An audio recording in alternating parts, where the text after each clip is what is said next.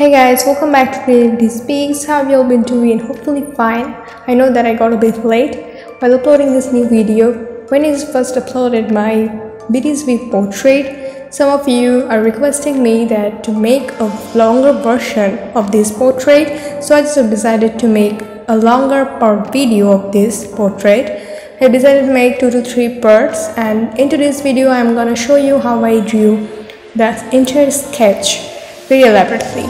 So let's get started and keep along with me till the end. And if you like it, don't forget to like, share, comment and subscribe, and be the member of our creative family forever.